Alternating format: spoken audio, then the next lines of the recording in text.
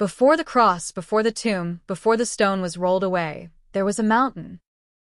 And on that mountain, heaven interrupted earth. The Transfiguration wasn't a vision, it was a revelation. Jesus didn't change, he unveiled. The glory that had been veiled in flesh radiated outward, and the disciples saw not just a man, but the Son of God in his divine brilliance. Peter, James, and John were invited into this moment, not because they were perfect, but because they were being prepared.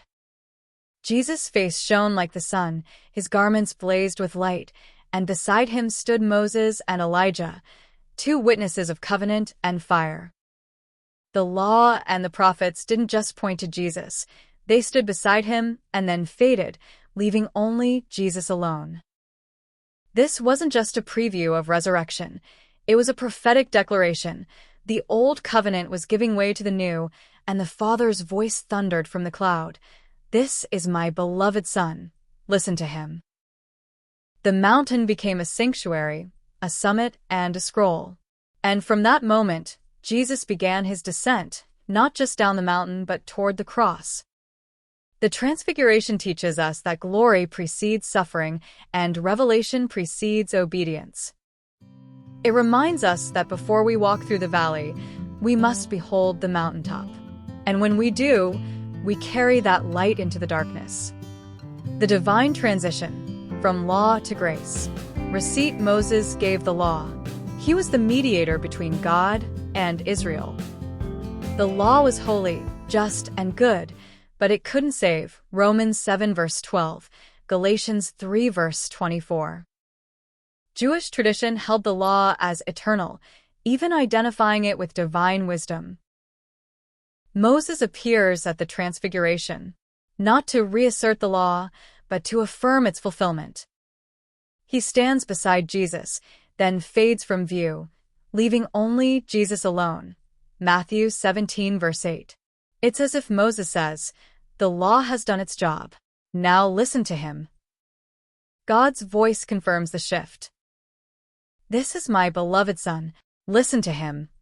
Matthew 17 verse 5.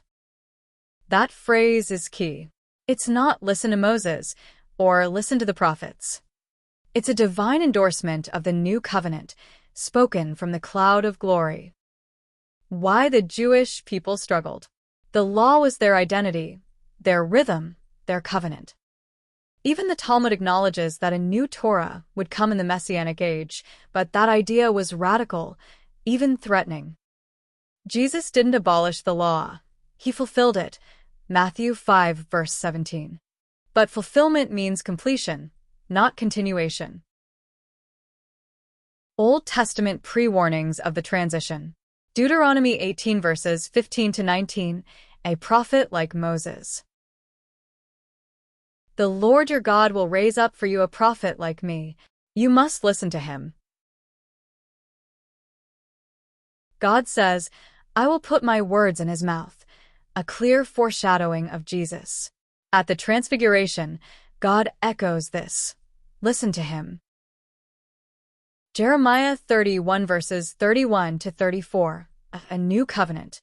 I will make a new covenant, not like the one I made with their ancestors. This prophecy directly announces the end of the Mosaic covenant.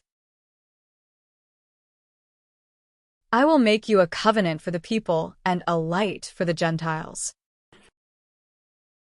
The law was given to Israel, but the Messiah would extend grace to all nations. This shift from national law to global redemption was radical and foretold. A new priesthood. The Lord said to my Lord, "Sit at my right hand." This messianic psalm introduces a priesthood not based on Levi, but on Melchizedek. It signals a new spiritual order, one that Jesus fulfills.